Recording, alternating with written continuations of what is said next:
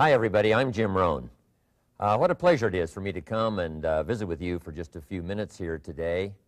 Tell you briefly a little bit about my story and share some ideas that might be beneficial.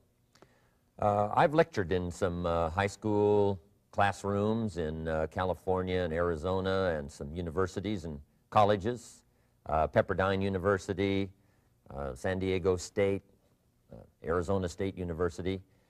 And so I've had a chance to talk to kids that are interested in themselves and interested in their future, interested in America, interested in what they can do with their lives, and listening to stories that might be beneficial.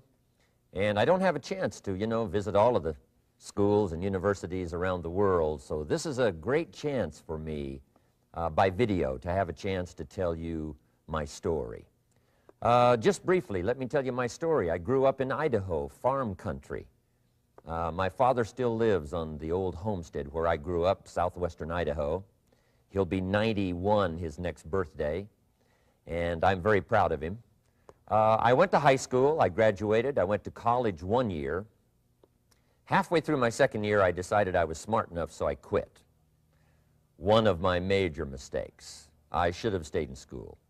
But I thought, heck, I'm smart enough to get a job. And back then I thought, that was it. If you're smart enough to get a job, what else would you need? Found out later, a big mistake. But anyway, I quit school at age 19, went to work. A little while later, persuaded a beautiful young lady to marry me with a lot of fancy promises. And fortunately for me, we got married. A little while later, I started my family. And I'm out there working hard, doing the best I thought I could. But year by year, I kept falling a little further behind, buying a little more than I could conveniently pay for on time. And the creditors are finally starting to call saying, hey, you told us the check was in the mail. I'm not feeling at all good about that. About age 25, I've got pennies in my pocket, I've got nothing in the bank, and way behind on my big mouth promises to my family, and wondering what could I do to make my life better. I was willing to work hard. That was not my problem. But I just wasn't making the progress I wanted to make. And then good fortune came my way. Sometimes it's difficult to describe good fortune, why something remarkable happens to you at a particular time. One of my friends says, well, hey, things don't just happen. Things happen just. And maybe that's it, I don't know. But my good fortune was I had a chance to meet a very wealthy man. His name was Mr. Schoaf, Mr. Earl Schoaf.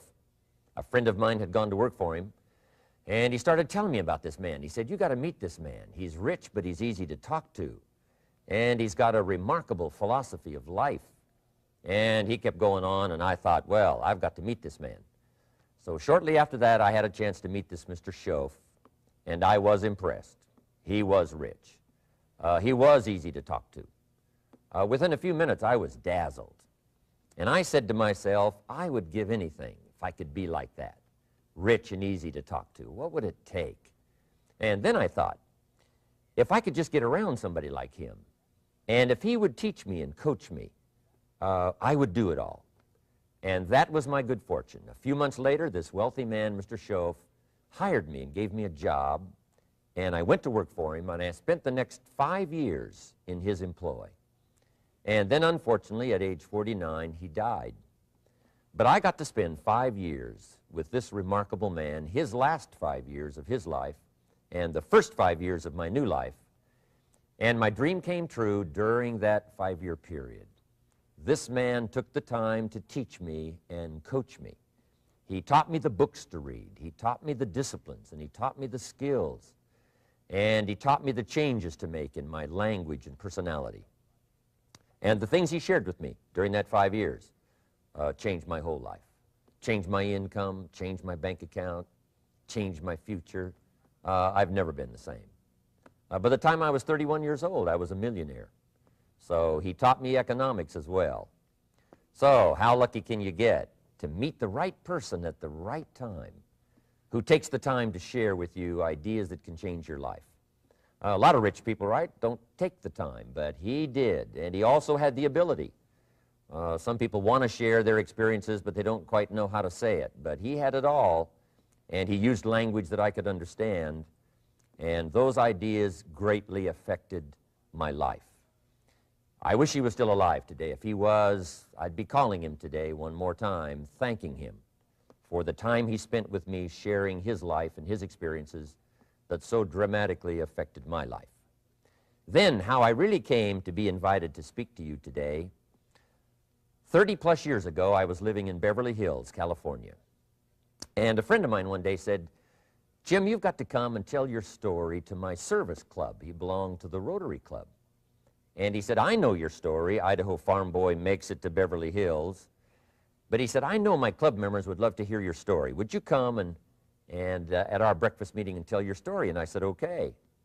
So I arranged a little talk, went and shared my story that morning, and guess what? They liked it. And my phone rang. Another club called and said, "Would you come and tell us that story?" My phone rings. Another club calls, said, "We've heard about your story. We have a luncheon meeting. Would you come share your story?" First thing I know, I'm spending a little piece of my time giving these breakfast talks and luncheon talks. And then one day, a man who heard my talk about 3 times said, "Would you come and talk to my management and salespeople?" He said, "I've got this little company going, and he said, if you would spend some time talking with my management and salespeople, I'd be happy to pay you." And I thought, wow, wouldn't that be something? Tell my story and my experiences and get paid? He said, "I'd be happy to." Little did I know, that was the beginning of a whole new, brand new adventure for me in sharing my story in speeches and talks and seminars and lectures. And now this business, it's become one of my most flourishing enterprises, takes me around the world. I went to many countries just this year, had my largest audience early this year in Spain, 12,000 people, 10 different languages being translated at the same time, the whole audience with the earphones on. It's interesting when you lecture with multi-languages. You know, when you hit the punchline, you know, the Spanish laugh first, and then the French get it, and then finally the Italians get it, and last the Germans finally get it. And then I say, "Hey, the Germans finally got it. I guess we can continue." You know, some languages take longer to translate than other languages.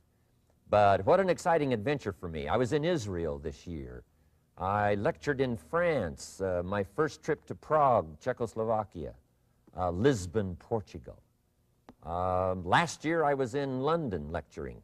Happened to be there the same night Pavarotti was singing in London. So, a big dilemma for the people in London. Shall we go see Jim Rohn or shall we go listen to Pavarotti? Well, I must admit he had more people than I did, like 150,000 more. He did a free concert in Hyde Park, and they expected 250,000, but only 150,000 showed up because it rained. And they all got soaked from Prince Charles on down, but they sat in the rain and listened to Pavarotti. I would have been happy that evening, right, to cancel my seminar and go sit in the rain and listen to Pavarotti. Anyway, he and I have agreed now not to appear in the same city on the same day anymore. Not really, but how exciting for me to be able to travel all around the world and share my story. And then especially to have this chance today to come and visit with you. And when I get a chance to speak at a high school class or a university class, I'm always excited about it. I'm limited in time, so I wanted to use this way to come and share my story with you and some ideas that might be helpful in your career for the future, in your now busy life as a student, and then wherever you find yourself in the years to come. Some of the things I'm going to share with you, I want you to remember for a long, long time, because the ideas I want to translate for you drastically affected my life. And if I can share now and affect your life, and you write me a letter or tell me in person someday, "Mr. Rohn, I listened to your video and I watched it carefully, and sure enough, some of the ideas that you shared greatly affected me, and here's what's happened to my bank account, here's what happened to me in school, here's what's happening to my future," that'll give me great, great satisfaction. So the man who shared with me ideas that changed my life, I want to share with you 3 of those basic subjects. When I met him, I was 25 years old, and when I first got acquainted with him, I used a lot of excuses as to why I wasn't doing well. And he said, well, tell me a little bit about your story. And I told him, you know, I was behind on my bills, had pennies in my pocket and nothing in the bank, that I was embarrassed about being behind on my big mouth promises to my family. And then he gave me one little simple phrase that really forever changed my life. And here's what he said: Mr. Rohn, if you want the future to change for you, you've got to change. And he said, if you don't change, the next 6 years of your life is going to be just like the last 6. You'll still be behind on your bills. You'll still be behind on your promises. But then he gave it to me in the form of a promise. When I was 25 years old, I've remembered it all these years, and I've shared this promise now with probably over 3 million people in the last 30-plus years. And it's going to be valid for you, so listen carefully to this promise. My teacher said to me, young man, if you will change, everything will change for you. If you will get better, everything will get better for you. What a clear message that was for me. He said, if you'll change your philosophy, if you'll change your habits, if you'll refine your thinking, if you'll change and accept some new disciplines, if you'll turn the corner where you've been in the past, go for a new life for the future, he said all kinds of remarkable things will happen for you if you will change. Before I met Mr. Shoaff, I used to cross my fingers and say, I sure hope things will change. I was hoping the government would change and the tax structure would change and that my boss would change and pay me more money. I was hoping that, you know, economics would change and prices would come down, and I was hoping that circumstances would get better. And then I discovered from my teacher that those things are going to continue the same. In fact, all of those things that happen to us is kind of like the wind that blows. And the wind blows on us all. In fact, in America especially, the last 6,500 years of recorded history, we've got probably the most favorable wind that's ever blown. Economics and circumstances, living in a free country, democracy and freedom, an excellent economy. Sure, we struggle at times, but compared to the rest of the world in the last 6,500 years, we've got the best wind ever. But if you just let the wind blow, I'm telling you, it won't take you where you want to go. All of us must use this wind to take us to the dreams we've got, to the equities we want, to the money we want, to the income we want, and to all the things we want our life to have. This is where we want to go, and we've got a good wind, but we must not leave our future just to the wind, just to the economy, just to the structure of the way things are happening today. Here's what we must learn to do, and that is set a good sail. And if you'll learn to set a good sail, and that's what my teacher taught me in those early days. He said, Mr. Rohn, the wind is going to blow however it's going to blow. Politics are going to be politics, and the economy is going to be the economy. And however it turns out, that's the way it's going to be. What you must learn to do is not to wish for a better wind. That's naive. The key is to wish for the wisdom and the skills and the learning so that you can set a better sail. And so that's what I did at age 25. I went to work not on the economy. I went to work not on the community. I didn't go to work to try to change the government. I didn't go to work to try to change my boss or the company. I didn't go to work to try to change circumstances. I went to work to try to change myself. And I picked up that promise my teacher shared with me, that if I would change, my income would change. If I would change, my bank account would change. If I would change, my future would change. And sure enough, his promise came true for me. The first 6 years of my economic life, I wound up broke. Those pennies in my pocket, nothing in the bank, behind on my promises. The second 6 years of my economic life, I wound up rich.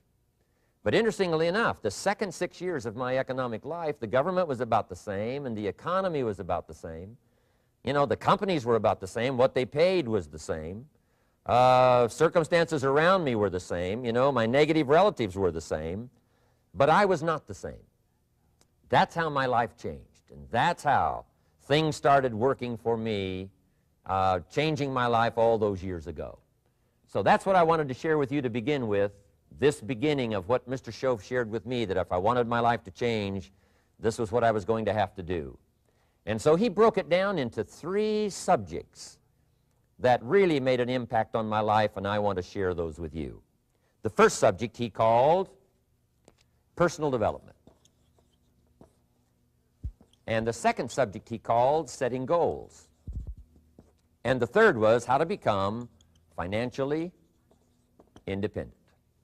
And I'd like to give you just a few clues from those three major subjects that so dramatically affected my life. And let's get started. The first one is personal development. Now, in illustrating personal development,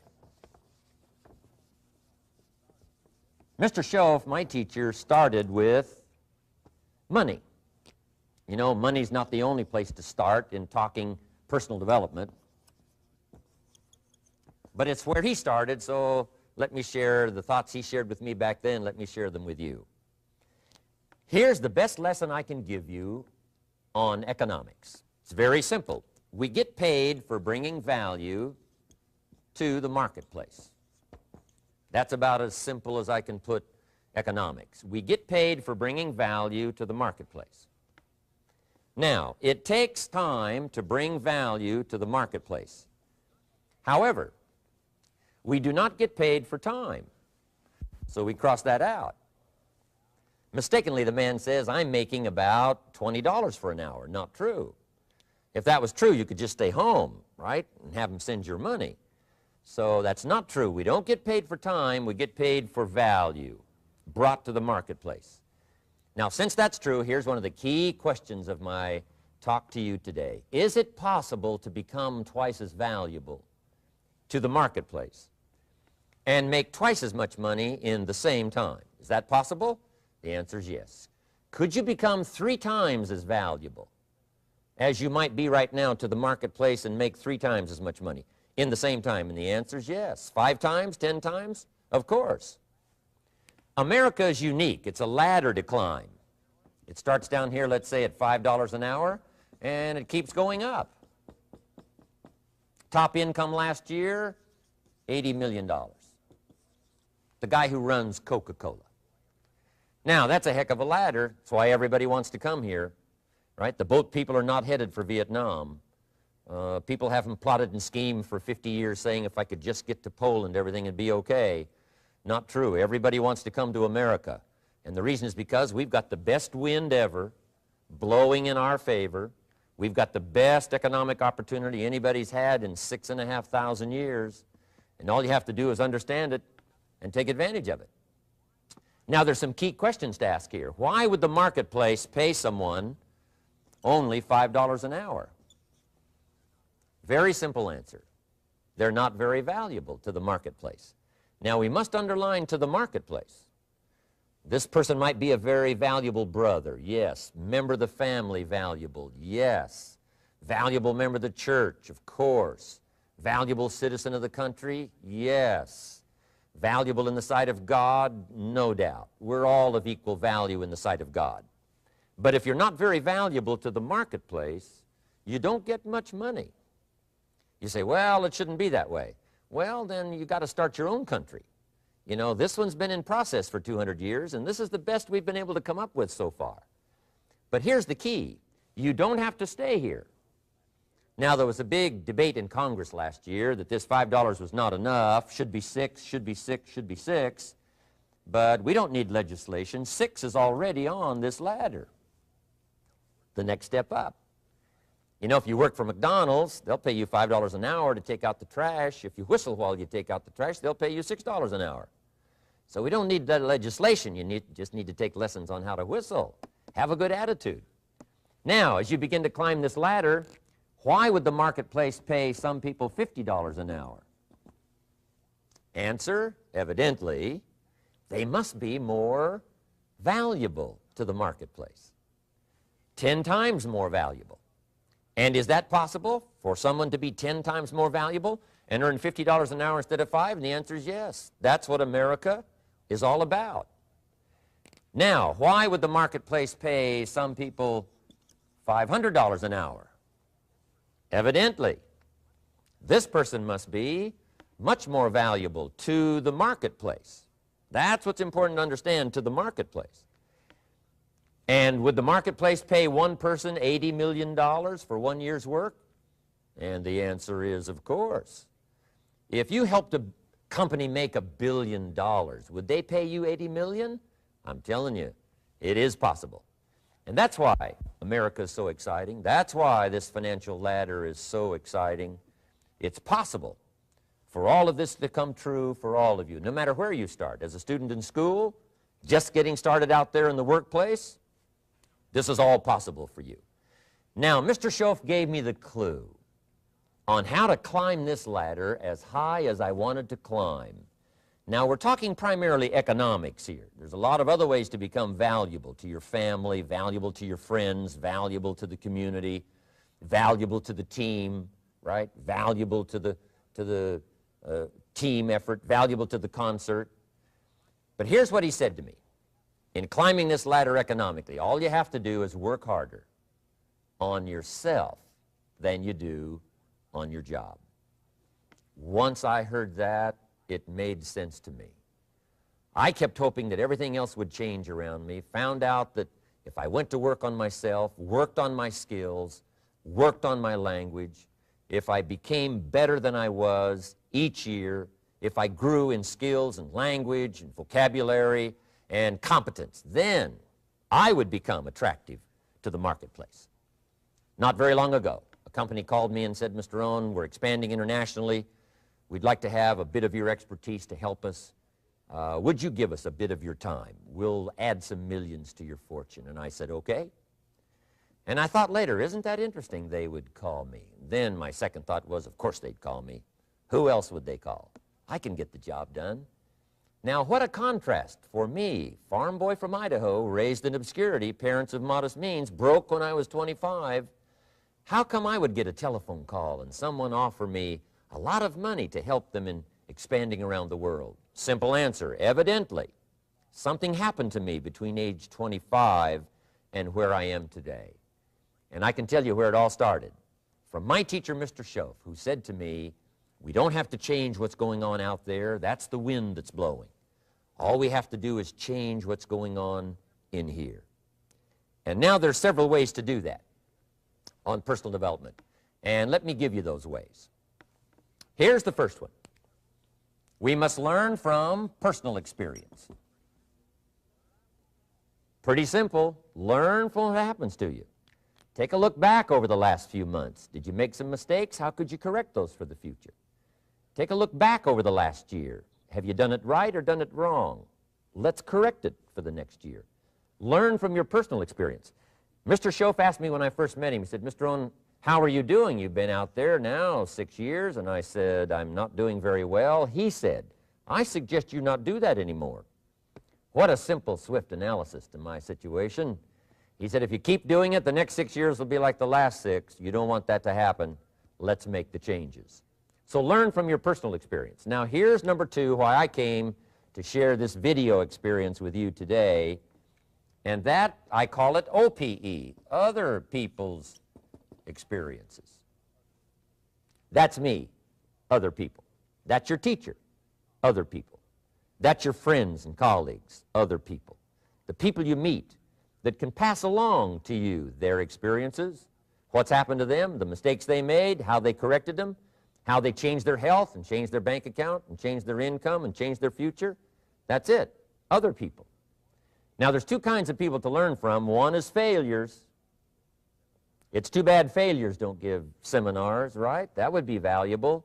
Bring your notebook, have them tell you how they lost it all and threw it all away, threw their health away and threw their friendships away and things didn't work out well. That would be valuable. But now then we must also learn from positive, people that have done well. They've got the health, and so we ask them, how did you become so healthy? They've got the skills, so we ask them, how did you become this skillful? They've got the income, so we ask them, how did you get here in such a short period of time? So now here's what's important in personal development. In learning from other people, we learn, number 1, by observation. We learn what we see. We watch people that are successful in what they do. In sports, we watch their disciplines. In business, we watch their disciplines. by observation, what we can see. The reason I created this video is something that you could see someone's experiences translated for you. Second, we learn by what we hear. I've got some of my lectures on cassette tapes, so you know you can take them with you wherever you go and learn by listening. Turn your car into a mobile classroom and listen. And then listen to the sermon on Sunday morning. Listen to the lectures. Listen to the teacher. Listen to someone who's got something good to say. And then number 3 is vitally important on personal development, and that is read all the books you can possibly read in your lifetime.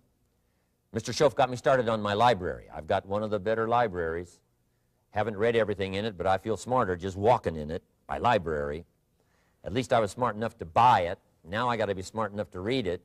And then, of course, I got to be smart enough to decide what's valuable and then do it. But this one is very important. Become a good reader. Some books that helped change my life. Mr. Shoaff recommended, of course, the Bible. And my parents made sure I was a pretty good scholar by the time I was 18. That's been so beneficial for me, drawing from those illustrations, reading about those stories, people who made it and people who didn't make it, and what the difference was. And then other books that helped to really change my life. One called Think and Grow Rich by Napoleon Hill. And then a book that helped me become financially independent by the time I was 31. And that book is called The Richest Man in Babylon by George Clason. And I'm going to share a little bit of that book with you when I get to financial independence today, our third subject. But I started reading the books, attending the classes, making sure that I got in front of people that had something good to say. And then I started keeping a journal. One of the major things my teacher taught me was to keep a journal. He said, don't trust your memory. If you hear something good, just make a little note and write it down. Now, at first I took, notes on pieces of paper and torn off corners and backs of old envelopes. And it didn't serve me well, thrown in a drawer. Then I learned to keep a journal, a bound copy of all my notes. So I would suggest you do the same. Things that impress you, a poem that impresses you. When you attend a class, some of the ideas that impressed you, jot them down. You read something in a magazine, right? Some ideas. Take those out, put them in your journal. Keep a good journal the rest of your life. This will serve you well. My journals make up a significant portion of my own library. And if you saw my library and saw my journals, I tell you what you'd have to say. This is the library, and these are the journals of a very serious student. No wonder Mr. Rohn is invited to lecture and speak on his experiences around the world. So I want the same thing to happen to you. Value captured that you can resort to later, go back over it and review it, and let it become valuable to you. So that's my first subject, personal development. Work harder on yourself than you do on your job. Develop the skills, learn the lessons, take the classes, absorb all that is being taught to you these days. And then later on, of course, you can sort it out, what's valuable to you and how to refine it for your business and for your life and for your future. But the main thing is to get it and start this process of personal change, personal development. And let me say it one more time. If you will change, everything will change for you. You'll never be the same. You'll keep growing. As you look back on a few months, look back on a few years, you won't believe the progress you can make economically, your relationship with your family, your friends, and whether you're in sports or economics or whatever. I'm telling you, that whole process of committing yourself for personal change, personal value, can really make your life unique and worthwhile. Now let's cover the second subject, on setting goals. Mr. Shoaff gave me some tips on setting goals that changed my life forever. And I want to share those with you.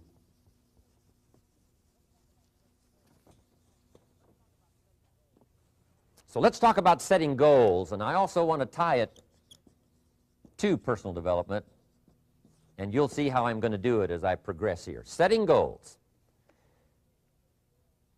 We need to take a look into the future. There are 4 things to consider in terms of attitude. One is how you feel about the past. Best advice I can give you on that is treat the past as a school. Let it teach you the mistakes you've made, the things that went wrong, the things that didn't work. Don't use the past as a burden to carry, and don't use the past as a club to beat yourself to death. Past losses, past failures, past mistakes. But let the past be a school.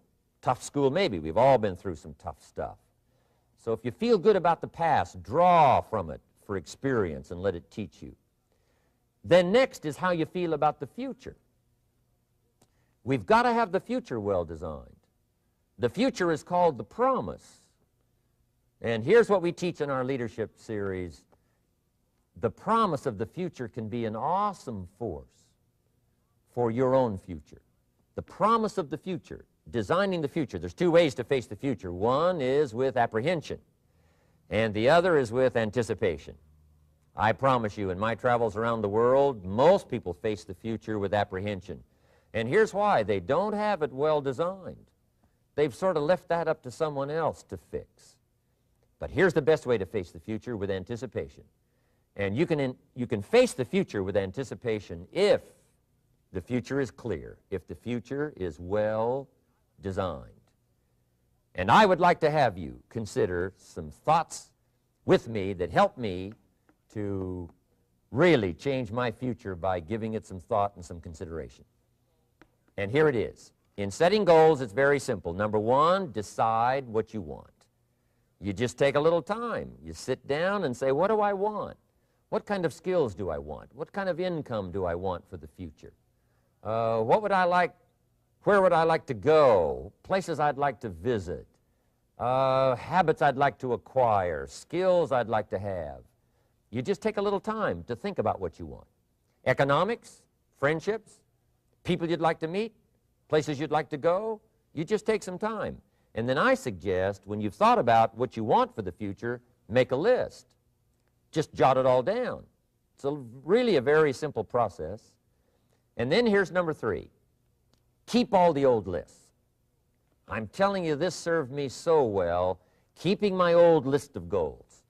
I look back now 10, 20 years ago at goals I set, lists I made, and I smile now because here's what I thought was so important, 20 years ago. Now some of those things aren't even on my list. I've got a new list. I've grown. I've changed. I've matured. But I give you that advice. Decide what you want. Number two, write it down. Number three, keep the old lists. And then here's number four. When you get something that's on one of these lists, check it off. Part of the fun of having a list is checking it off. And then if you can add some drama to checking it off, see, that's what really helps. I set a goal to go to Spain many, many years ago. And when I finally made my first trip to Spain, I had that journal with me that had that list in it. And while I had my journal on my lap, waiting for the wheels to touch down in Madrid, I waited until the wheels touched the runway, and I checked it off. Just adding a little drama. So, part of the fun of having a list is checking it off. Now, here's what's important about the lists and designing your future. If the future gets clear, the price gets easier. Because you got to remember, for every promise, there's a price to pay. Everybody's got to pay the price. Everybody's got to do the deal. Everybody's got to do the disciplines. Everybody has to pay. But here's what I've discovered. If the promise is clear and powerful, the price is easy to pay. The price is some classes. The price is a few books. The price is a few disciplines. The price is finding something that'll make your life better, make you grow, make you change, make you develop. So the first part of the key is to design the promise. Then, what is the price to pay? I'm telling you, the price will be easy. Anybody in my audience can pay it, no matter where you are, where you come from. Color doesn't matter, religion doesn't matter, where you grew up doesn't matter, circumstances don't matter. I'm telling you, if you'll make the promise of the future clear for yourself, the things you want, the places you want to go, the things you want to have, the person you want to become, the skills you want, the homes you want, the future you want, the friends you want, all of the values of life that you could possibly want. If you'll make that clear, make those lists, and be serious about it, I promise you it's an easy price to pay. Anybody can pay it. And the best advice I can give you is, if I can do it, you can do it. Farm boy from Idaho, raised in obscurity, I changed my life, turned it upside down, turned it all around, found economics, found future, found promise, and if I can do it, you can do it. So, start setting your goals, and see if you can't get a better excitement going for the things you want to accomplish for the future. Now here's my third subject, and that's called financial independence. Oh, by the way, before I get to financial independence, let me cover one more point. One of the major reasons for setting goals is for what they make of you in achieving them. My teacher advised me when I first got started at age 25, he said, "Jim, why don't you set a goal to become a millionaire?" He said, "It's got a nice ring to it, you know, enough zeros to impress your accountant." And he said, "I'm here to help you. You're only 25 years old. You've been to 1 year of college. You've got a beautiful family, every reason to do it. Why don't you set a goal to become a millionaire?" And he said, "Here's why." And I thought, he doesn't need to teach me why. Wouldn't it be nice to have $1 million? He said, "No, then you'll miss it." He said, "Here's why. For what it will make of you to achieve it." I'm telling you, that statement changed my life. Set the kind of goals that will make something of you to achieve them. He said, "Now, once you become a millionaire, what's important is not the money." I thought, that's kind of strange teaching. He said, "Honest, it isn't important." He said, "You could just give the money away." Now, I did better than that. I lost it all. By the time I was 31, I was a millionaire. By the time I was 33, I was broke. And I'll tell you a little bit about that story later. But when I lost all my money, guess what? I found out Mr. Shoaff was right. What was valuable was not the money. What was valuable was what I became to earn the money. The skills I had, the knowledge I had about the marketplace, the values that I had going for me. They were more valuable than the money. And here's an important statement to remember. It's not what you get that makes you valuable. It's what you become. So part of the key here is to set the kind of goals that will make something of you. Don't set them too low so that you don't have to grow and you don't have to read and you don't have to try and you don't have to stretch. Don't set them too low. And then don't sell out. Don't go for something that's going to cost you your virtue or cost you your values or sell out your principles. There's a good middle road here to follow. Goals that will inspire, goals that will help you grow, change, develop, and become better than you are. Okay. Now let's talk about financial independence. How to become rich by 40, 35 if you're extra bright, much sooner if you find an opportunity like I did. Let me show you how I did it. Financial independence. First of all, I like the phrase financial independence. Some people are a little bit concerned about using the word becoming rich or becoming wealthy, and I can understand that. I struggled a little bit with this. Is it okay to go for becoming rich, go for becoming wealthy? And maybe that's a bit too strong a word or strong a term. So here's what I've come up with that I think is comfortable for me, and that is how to become financially independent. I think it's every person's heritage here, especially in America, to become financially independent. Now, let me give you my definition of financial independence. Financial independence is the ability to live from the income of your own personal resources. Financial independence. Now, it depends on how you want to live. If you need $2,000, $3,000 a month, if you need $4,000 or $5,000 a month, if you need $10,000 a month, some people may need, you know, $100,000 a month. But whatever you would need to live, and you could earn that living from the income of your own personal resources, that's what I call financial freedom, financial independence. And let me show you how to acquire it. If you start at age 15, between ages 15 and 35 is 20 years. And in my personal opinion, based on my own studies and my own experience, 20 years, in my opinion, is enough time to become financially independent. If you're not, you don't live in the wrong country. Probably what's happened is you have the wrong plan. And it's easy to be a nice person with the wrong plan. I found that when I was 25 years old. I was broke at age 25, and I was a nice guy. You would have liked me. But I'm telling you, my plans up until then, especially my financial plan, left me broke. I totally changed it the next 6 years, and I became financially independent. So I know what I'm talking about. It is possible in a reasonable amount of time, 15 to 35, whatever, 20 years' time, enough time. You can do it in a much shorter period of time, like I did if you want to, but this is a reasonable enough time. But here's number one. First of all, you got to have the right philosophy. Philosophy is our ability to gather knowledge and sort through it and decide what's valuable. To develop a philosophy about life, a philosophy about our health, a philosophy about our family relationships, a philosophy about economics. And if you develop the right philosophy, that's what helps to set this sail so that in 6 years it takes you where you want to go instead of winding up like I did that first 6 years of my economics, broke, no money, empty bank account. The right philosophy. Now let me give you a couple of philosophies to consider. Here's the first one. It's called the philosophy of the poor. And here it is. Poor people usually spend their money and invest what's left. That's the philosophy of the poor. Now here's the philosophy of the rich. Rich people invest their money and spend what's left. And here's the startling answer. It really doesn't matter what the amount is. What's most important is not the amount. What's really important is the philosophy. So I would ask you to adopt this philosophy of spending after you have invested. Invest first, then spend. And I've got a little formula that I'm going to share with you. Now, what should a child do with a dollar? I mean, there's a lot of debate going on, I'm sure, across the country on what a child should do with a dollar. Here's one opinion. It's only a child and it's only a dollar. What difference does it make? Well, in my opinion, it makes all the difference in the world. A person's economic future starts with a child with a dollar.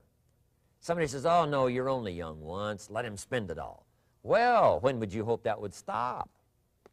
Somebody says, well, wait till he's 50 and broke like me and, and then he'll learn. Well, no, we don't want to wait that long. If I would have known earlier than age 25, I would have changed. In high school, if they would have had classes called Wealth 1, Wealth 2, I'd have taken both classes. I would not have waited until age 25. So, the earlier the better. So, what should a child do with a dollar? Here's the simple premise to begin with. Don't spend it all. And if a child wants to spend the whole dollar, you got to say, hey, don't spend it all. Don't spend it all. They'll say, why not? It's my dollar. I earned it. You say, I know you earned it, but don't spend it all. They'll still say, why not? Say, let me show you why not. So you put them in your car, take them to the other side of town, and show them where people live that spend the whole dollar. You just drive them around. Kids learn best by visual. Just drive around and say, would you like to live here? Kid says, no. Would you like to live like these people live? Kid says, no, no. Then you can't spend the whole dollar.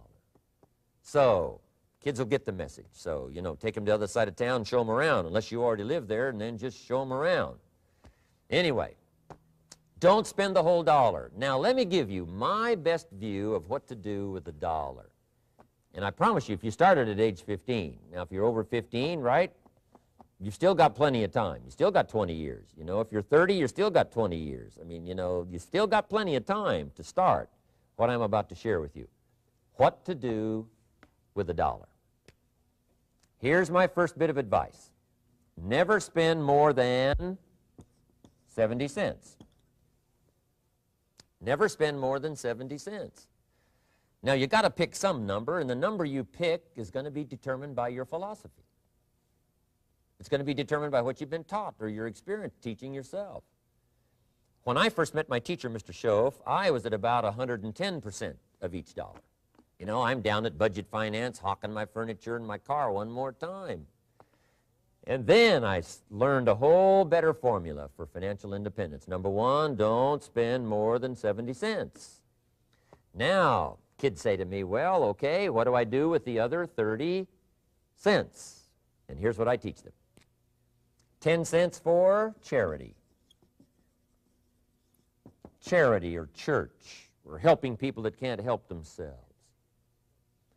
10 cents to support worthy projects. Projects that you feel good about. 10 cents out of every dollar. It's called being generous with part of what you've taken out of society. Now, in my opinion, nothing teaches us character better than generosity. No class, no teacher, no book teaches character better than generosity. And the best time to start is when the amounts are small. And I know if kids learn these lessons well, they'll give a dime out of a dollar, help people that can't help themselves, support worthy projects. Or if you belong to a church, they teach tithe, piece of. That's very important. Now, because when the amounts get larger, sometimes it's a little more difficult. You know, giving 100,000 out of a million, someone says, oh, if I had a million, I'd give 100,000. I'm not sure. That's a lot of money. So the time to start is when the amounts are small, 10 cents out of the dollar. Okay, next 10 cents I call active capital. Active capital means do something to make a profit. Active capital. Set aside a portion of your income. Wages are okay, but I'm telling you, wages will make you a living. Profits will make you a fortune. So set aside part of your income as capital, called active capital. Any kind of project you can possibly think of, you can possibly come up with. I'm going to write a new book, I think, for kids. I think the title is going to be, Of Course Kids Should Pay Taxes. It's kind of an interesting title. In California, kids do pay taxes. When a child walks into 7-Eleven, buys something that costs $1, the proprietor says, give me 7 more pennies. And the child says, hey, what's these 7 pennies for? And the proprietor says, that's the taxes. Kid says, well, hey, I'm only 8 years old. Proprietor says, congratulations, you're my youngest taxpayer. Give me the money. So in California, where I live, kids do pay taxes. Big question is, should they? And my book will answer that question. Of course, kids should pay taxes. Nothing is for free. If you want to ride your bicycle on the sidewalk instead of in the mud, you got to pay the 7 pennies.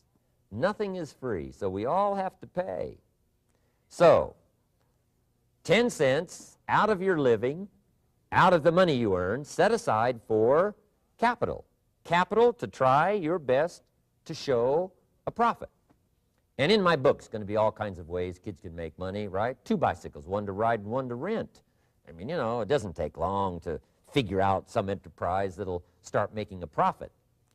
Then you must jot this down if you're taking notes. Profits are better than wages. 1, you can't usually start wages until you're about 16, 15, 16, but you can make a profit long before you're eligible to start earning wages. And then there's no limit to profits, and they can double and triple and quadruple. You know, there's no limit. It's incredible how fast profits can grow. So profits are better than wages. Wages make you a living. Profits make you a fortune. Now, the third 10 cents is vitally important. I call it passive capital. Capital you let somebody else use. A financial institution, stocks and bonds, mutual funds, whatever. Let someone else use it. You furnish the money. They use it to make a profit, but they pay you for the use of it, called interest. And here's one of the things that'll make you financially independent fairly quickly, and that's called compound interest. And this is how you get it. Letting someone else use a portion of your money, your substance. They show the profit, they pay you interest. And this passive capital, I'm telling you, over a sustained period of time, if you'll develop this little 10, 10, 10, and 70, especially starting at age 15, I'm telling you, by the time you're 35, you will be financially independent.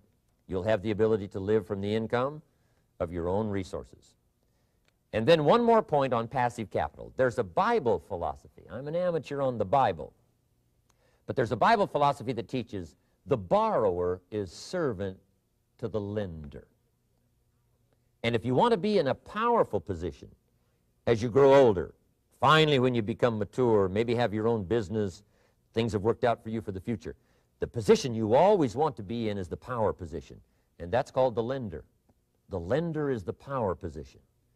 So if kids learn early enough, and then you ask them what they'd like to be when they grow up, I'm telling you, once they understand, they'll say, well, one of the things I want to be is one of those lenders. That's the power position, not the spender. No, you'll be pitied the rest of your life if you just become a spender. You got to become a lender. And I think this is one of the formulas to follow. 10 cents out of every dollar. Let someone else use it. Be the lender, power position. Then try to show a profit. Can't we teach our children how to take $1, search the neighborhood, find a broken wagon, pay $1 for it, bring it home, You know, clean it up, sand it until it's clean, paint it red till it shines, straighten out the wheels till they're true, take it back to the neighborhood, sell it for $5. Anybody can do that. Now, does the child deserve $4 profit? And the answer is yes. Society now has a mended wagon. And that's what America's all about. Finding something, touching it, making it better, making a profit, taking part of your resources, helping people who can't help themselves. Let someone else use it to make a profit. Some projects require more capital than one person has. Exciting. And then let them pay you for the use of it. America's had this philosophy now all these years. Communism has taught all these years capital belongs in the hands of the state, not in the hands of the people. We've been teaching all these years capital belongs in the hands of the people, not in the hands of the state. And we turned out to be right. Capital in the hands of the kids, capital in the hands of the people. Enterprises that make a profit, enterprises that grow. It's the hope of our future. So that little simple formula, I hope, will help you. Now, one more key on financial independence, and that is attitude. Attitude. Here's number one. I used to say, I hate to pay my bills. My teacher straightened me out on that. He said, let's see, Mr. Rohn, what you hate to do is pay $100 on an account and reduce your liabilities and increase your assets. I said, well, no, not if you look at it that way. He said, well, it all depends on how you look at it. So wouldn't you love to pay your bills, reduce your liabilities, increase your assets? You got to have that kind of attitude. I found out the same attitude about taxes. I used to say, I hate to pay my taxes. And Mr. Shove said, well, that's one way to live. But don't you understand? Taxes is how we care and feed the goose that lays the golden eggs. Wouldn't you want to do your share? Someone says, yes, but the goose eats too much. Probably true. But hey, we all eat too much. We all need to go on a diet. Better a fat goose than no goose. So I finally became a happy taxpayer. Now, I think taxes are too high, so I'm working to get taxes lowered for our economic future. But then whatever they turn out to be, I gladly pay, do my part, because that's what makes the whole system run, each of us doing our part. Now, I want these three subjects to be valuable for you. I want them to have meaning for you. I want you someday to be financially independent. I want you to have the personal development so that you feel good about yourself. If I had a chance to meet you someday, I'd like to have you show me the list of goals that you got started and say, Mr. Rohn, here's some I've already checked off. Here's the books I'm reading. Here's what's happened. I'm developing the skills. I'm better this year than I was last year. I've got more self-confidence. My skills are developing. That's what I want for you, and that's why I took the time to come and share in this video message with you. I do seminars all around the world, but this is one way that I can reach out and touch you in case you can't come to my seminars wherever I am. Maybe this video will reach you somewhere, and it'll have an impact on your life. And what I'd like to do is later hear about it, a letter, phone call, or to have a chance to meet you in person. And now I'd like to leave you with these 4 questions called Questions to Ponder. These questions were valuable for me, and I want to make them valuable for you. Here's the first one, why? We all ask why we should work this hard, why take that many classes, why go to school that many years, you know, why take the notes, why read the books, why work that hard, why put yourself through the push-ups and the disciplines, why? Good question, why? Best answer to why, I think, is the second question. Why not? Why not see how many books you can read, how many classes you can take, how many skills you can develop? Why not see how valuable you can become to the marketplace and to your friends and to your family? Why not see what you can make of yourself? Why not see how far you can go, how much you can see, how much you can earn, how much you can share? Why not? That's the heritage all of us have, in America especially, is to see what we can make out of our lives now that we've been given this extraordinary opportunity. Now, my third question I'd love to ask you in person. But since I can't do it in person, I want to ask it of all of you. But I want you to take it personally.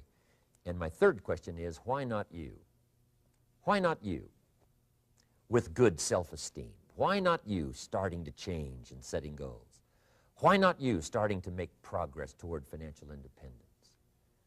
If I can do it, you can do it. I wished I had a lot more testimonials here today besides mine. a whole steady stream that would come by and tell you their story. Someone who started with nothing, finally run a big enterprise. A mother who was on welfare, now she owns her own business. In addition to my story, I wish I had a lot more. And if all of them told their story, guess how they would probably wind up their story? They'd probably say, just like me, why not you? If we can read, you can read. If we can change, you can change. If we can figure it out, you can figure it out. If we can turn it around, you can turn it around. There isn't anything you can't accomplish. That's what those testimonials would say. And so I want to say it to you personally. Why not you? You've got the brains, you've got the stamina, you've got the vitality, you've got the interest, you've got your life ahead of you, you've got the future. You can do it. If anybody can do it, you can do it. If one of us can do it, hey, we all can do it. And now here's my last question. Why not now? This is a good time as the 20th century starts to wind down, a few more years as we get ready for century 21. What a good time to set your goals, work on yourself, work on your skills. What a good time to get it together. What a good time to start this process. Personal development, growing, changing, developing, having a good plan for your money and for your life and for your future. Why not now? And I hope I have a chance to see you one of these days and share with you the experience, the reaction, the response you might have had from my message today. And until I get a chance to see you on this side of the world or the other side of the world, in some school or some seminar, or maybe I'll come and speak for a company that you work for someday, I hope I get a chance to meet you. Until then, I wish you the best. I want all that I've gotten to be yours and much, much more. God bless. Goodbye.